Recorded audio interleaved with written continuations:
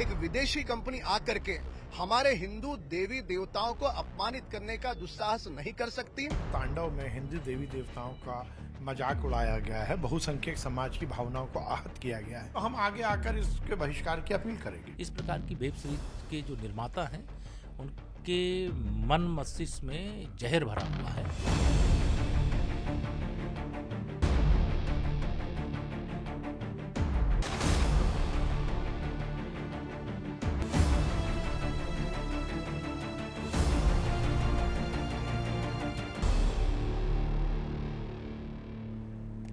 Hello everyone, you're watching News Epicentre with me, Marya, Shakil. Since lockdown in March last year, the nation turned its attention away from the theatres to OTT platforms. The overnight expansion of the user base has led to an explosion of content, cutting-edge shows and movies in the absence of a regulator. However, as content creators push the envelope of art, they always attract controversy, and the digital space is no longer exempt with a plethora of soft targets.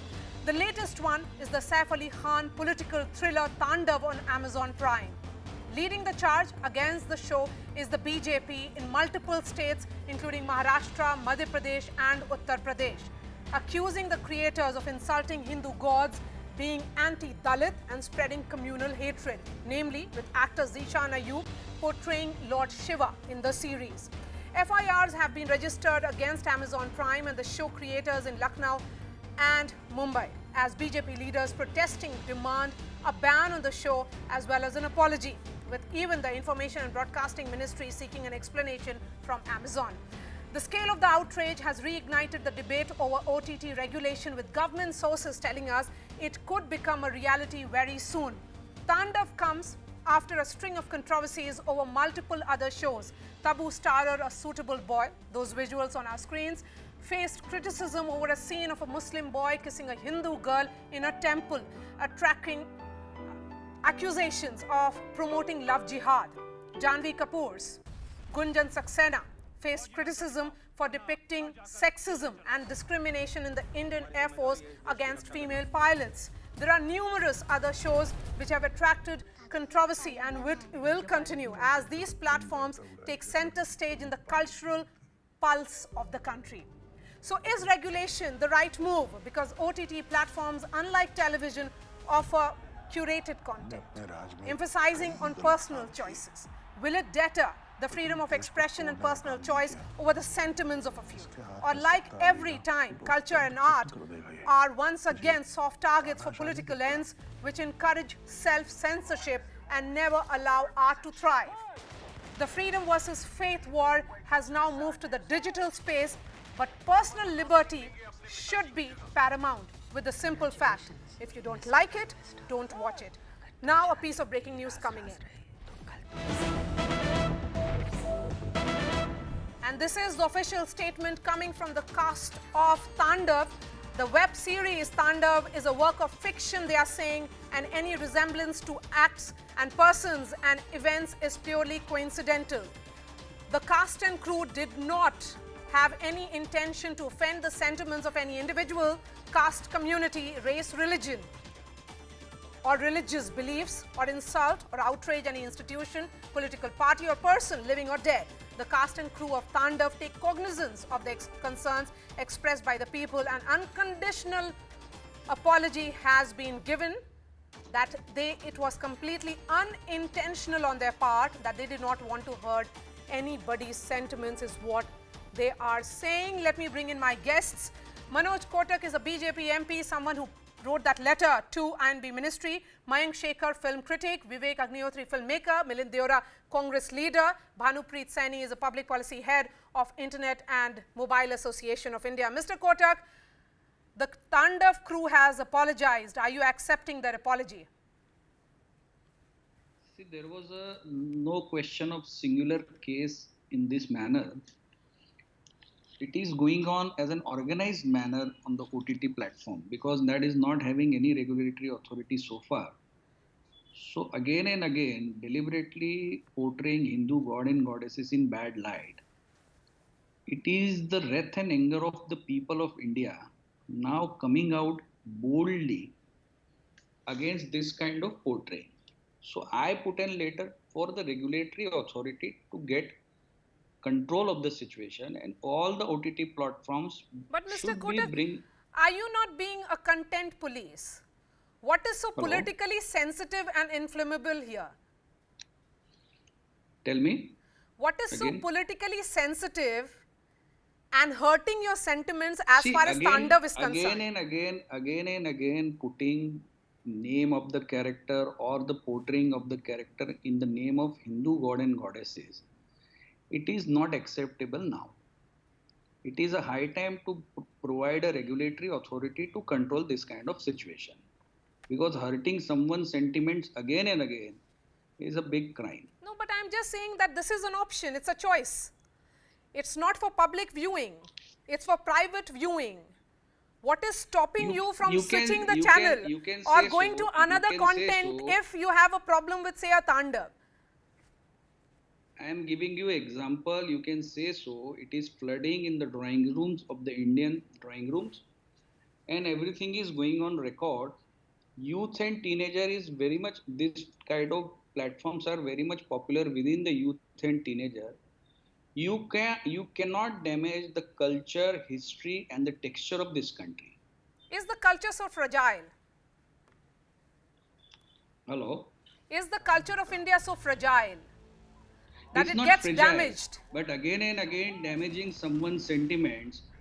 Why the name is Shankar, name is Ram, or name is Mohan?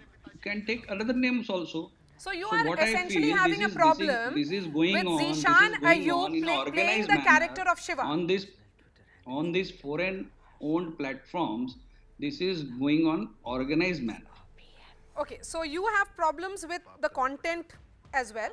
Milind Deora, come in on this. You know, Article 19 of the Constitution, we'll go to Milind in just a bit. But before that, you know, Mayank, this debate has been going on for way too long. Again, the question is of, can it be away from the prejudices that we have seen in the past, the prejudices that are evident again? Shouldn't it be more evolved as a debate? Because OTT is about choice. It's not about public viewing. It's about private viewing in my living room. Exactly. Maya, I mean, we just heard about Tandav, and a few months back we heard about A Suitable Boy, and a few months back it would have been something else, right? It's happening far too recurrently. And the reason for that, and let's not miss the woods for the trees, is at some level or the other, there is a concerted campaign to bring in censorship. We hear the word regulation, but the word regulation in this context really means censorship into OTT platforms, all right?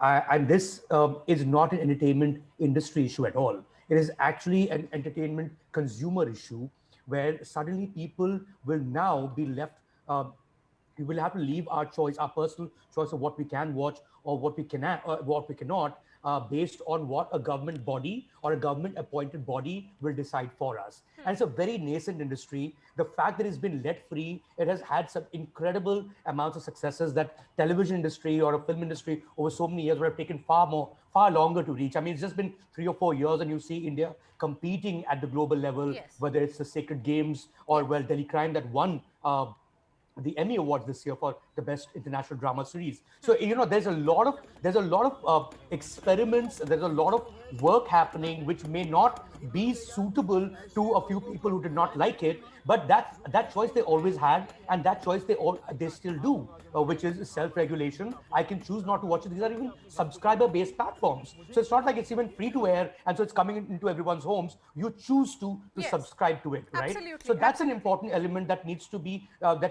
emphasized again and again, because the intention is very clear that the idea is to actually impose censorship on OTT. And how is that going to be any different from imposing censorship on internet per se? How do you even we will impose talk about that censorship on internet? pre-censorship in just a bit, Mayank, with you and Vivek Agnihotri. But Milind Deora, come in on this. You know, Article 19 of the Constitution promises the right to free speech and expression to all citizens, but with reasonable restriction. And it can be imposed on the enjoyment of this freedom by the state on certain grounds, such as particularly public order, decency, or morality. And that is the reason why it is about an ordinary man's sensibility or common sense and not that of out of the ordinary man or a hypersensitive man. So here, if the self-regulation isn't being followed, then shouldn't the government regulate content? Look, politically, I'm in principle very against any kind of political censorship, any type of censorship that quote unquote upsets one particular community. And this cuts across religion, castes, different issues. And I am very against the idea of the government. And when I say the government, I mean politicians and bureaucrats deciding what content is good for the people of India across which platform. But I think it's important to understand that the government of India and the Information and Broadcasting Ministry gives licenses to television broadcasters, such as yourself, for instance, such as channels who are general entertainment channels, GECs as they're called. Now, you can't have a situation where there is no uniformity between what's happening on the online space with the OTT platforms such as Netflix or Amazon, which are broadly called subscription video on demand platforms, and what's happening with television. So there needs to be a level playing field. This is important for industry standardization. It's important to attract investment in both spaces. And it's important that what content is applicable and acceptable on platform 1 should also be acceptable on platform 2. Yes. And that's separate from the debate of who should regulate content and how it should be regulated. And I'm happy to answer that question. Yes, I'm going to ask you that question only. But even during the UPA, Milind, there were similar such debates and similar censorship as well on the ground, that it was hurting sentiments and public sentiment here. Then who decides to regulate OTT platforms? Is there a need for a law as the government of the day is considering? Should it be debated in parliament as well? No, I don't think that the debate, I don't think politicians should be allowed to debate what content is acceptable and what content is not acceptable. That should best be left out of, politicians should best be left out of that debate. And that should be ideally left to multi-stakeholders to decide on what content is allowed to be, is permitted to be shown on a particular platform. But I'm making a larger point here. Please understand that the emergence of OTT platforms in India and around the world have happened because of 2 or 3 reasons. One is that a distribution network of 4G connectivity, now we'll be launching 5G in India and around the world. That has enabled people to access content from their mobile phones and their smartphones. Secondly, if you look at even movies, for instance, Marya, there is a gradual shift away from movies going to theaters, what they call theatrical release, and studios releasing their movies and their content directly on OTT platforms such as Netflix, Amazon, or Hotstar. The same is happening with television shows. Therefore, the regulatory framework in any country has to be platform agnostic, whether it is on an OTT platform, whether it's in a theater, whether it's in on your television screen. But the point of how you should regulate this, I think there are different models around the world. I think in the United Kingdom has a very interesting model of how they regulate this. The United States, for instance, has a regulator called the FCC, which is the Federal Communications Commission, kind of like our Telecom Regulatory Authority of India, TRAI. But I believe that the right way to regulate, if self-regulation is failing, now there is a raging debate there as well. Yes. That, for instance, in the news industry, which is largely self-regulated, the News Broadcasters Association of India, its job is to self-regulate the news. But people may say that the news industry is failing to self-regulate, therefore it needs outside intervention. But I believe that outside intervention, if necessary, across any platform and for any kind of content, should not be left to bureaucrats or politicians to decide. Okay. Yes, Vivek Agnihotri, the lens of film certification should not be on OTT platforms is a view of many, that this is a big opportunity for India to showcase its products, its diversity, and the sheer plethora of ideas that we have. Okay, so let me just tell you something which I have not told earlier. See, I've been on the board of on the CBFC board of directors, and almost every day, every week, we used to get lots of applications, and wherever I go, people say that why OTTs are not censored or regulated. I always fought against regulation and against censorship of any kind. Uh, but most of these complaints were coming from PTA, parent teacher associations. And their major complaint was, you have to understand this, their major complaint was that most of the OTT programs are full of perversion. I never used to watch these OTT platforms, but then we had to, so I did.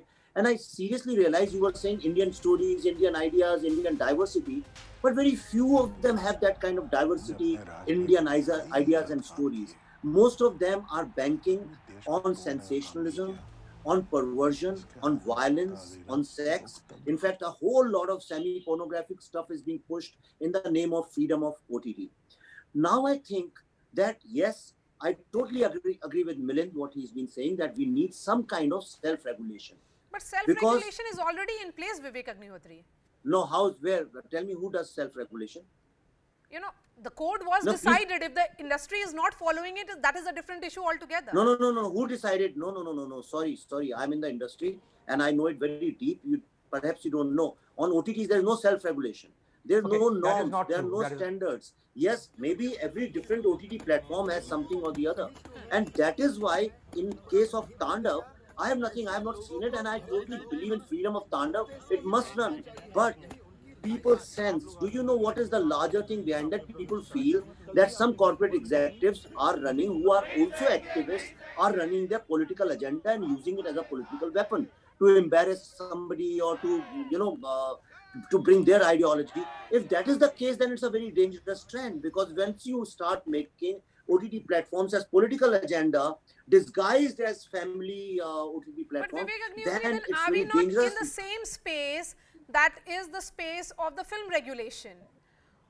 You know, no, CBFC is a constitutional body. It follows the Constitution of India. For example, if there is something demeaning to women, you cannot pass it in as a film. If there is something which is against, I made a film called Tashkent Files, and there was the reference of Indira Gandhi. I am on the board of directors. I had to delete it because you cannot use the names of ex-prime ministers or dead prime ministers, something like that, which is the Constitution. But on OTT, you can do anything. It's freedom. Do you realize that so much of pornographic stuff is being pushed on OTT? Yes. So much of perversion is pushed on OTT. Okay, firstly, do you realize that? Firstly, I think I take Vivek's point on age restriction, and I think unlike even network television and certainly even theaters, where it was easier to flout norms, kids could actually enter theaters. It's the technology allows that you ensure that kids do not have access to certain kind of content. So, Mayank, then whether it's a YouTube, is the problem with no, the fact that's that the industry itself has to come together to standardize? Let me finish. So firstly, I'm just trying to understand, Mayank, then isn't this a problem that the industry should come together and standardize? This is about the future of India's entertainment industry. You cannot standardize art, firstly, and you also cannot use analog times, rules of the analog television, of network television onto internet, which is a complete different ballgame. The way to censor internet is why only censor OTT then?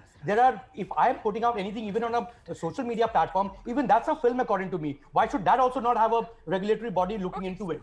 I'm saying if the issue is, and I totally get, and that's a global concern, is about access that children, those under the age of 18, have to material that they may not be in the right state of mind to be, and that's a parental concern. I totally get Vivek's point on that, and I can totally understand why PTAs would have it. But I think that is a technology issue, and that can be solved by technology itself. If there is any particular OTT platform found violating that norm, that kids are having access to it. Let's say if you're on YouTube. If you are on YouTube Kids, you will not get the same YouTube that everybody else gets, right?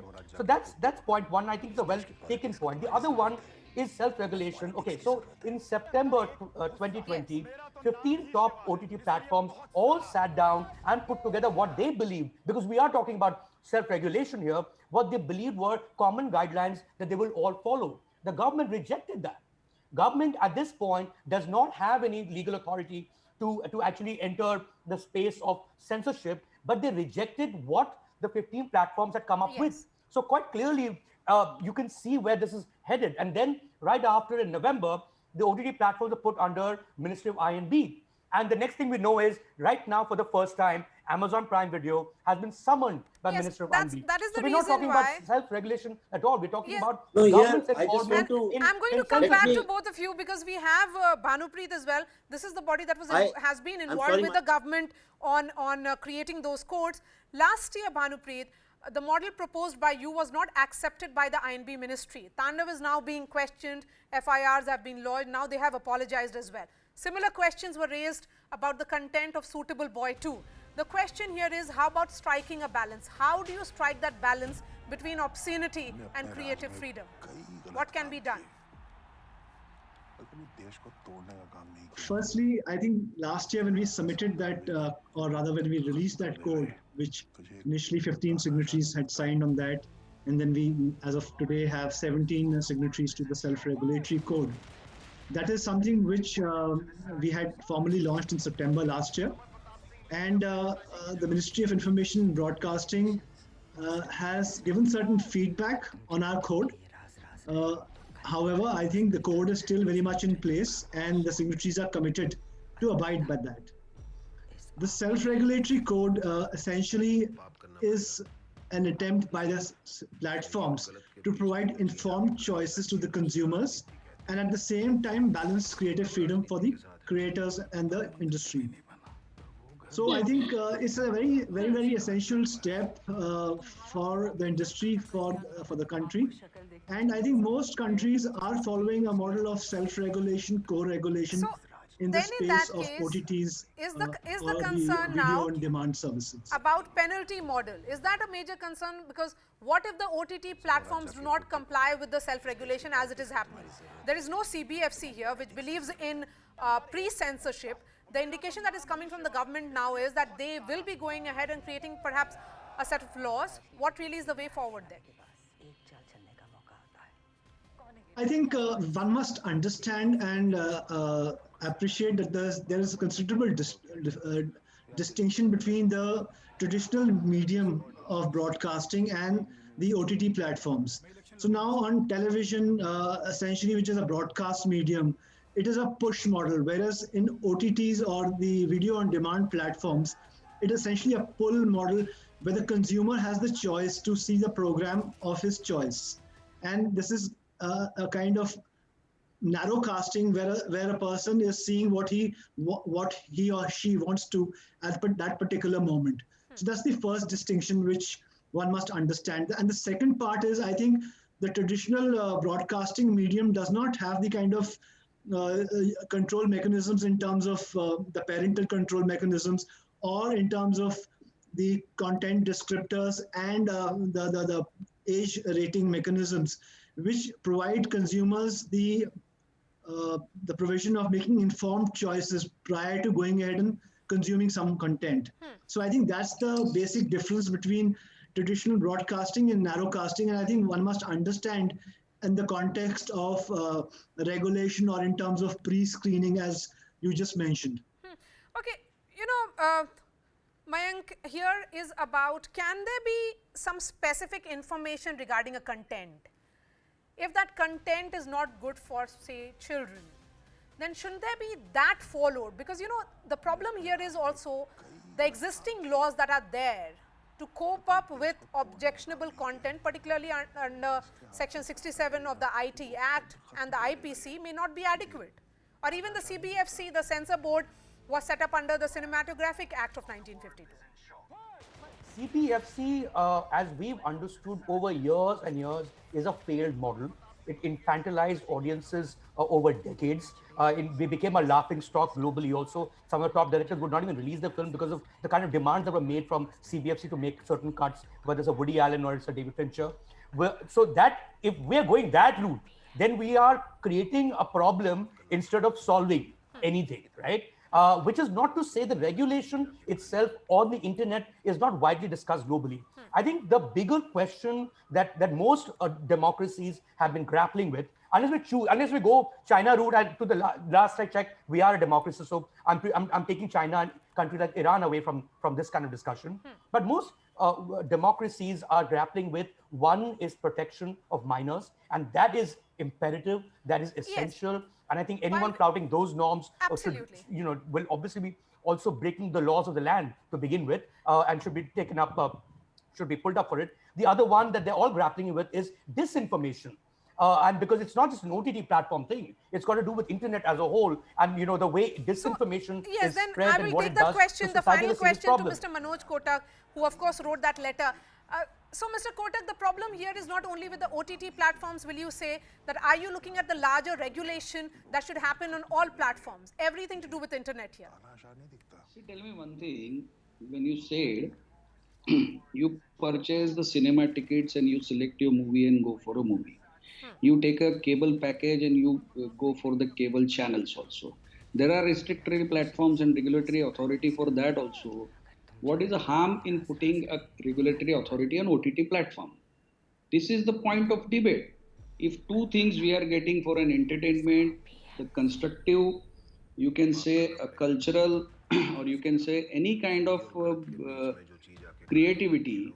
So your creative freedom cannot become an excuse to damage social fabric and polarize the people and divide communities. So that is something that you started India is a diverse nation, and we have to respect sentiment of every religion. Why there is always complaints from Hindu sentiments that these are not followed in this kind of platform? Okay. Mr. Kotak, thank you so much. Mayank, Vivek, Agnihotri, Milind Deora and Bhanupreet, thank you so much.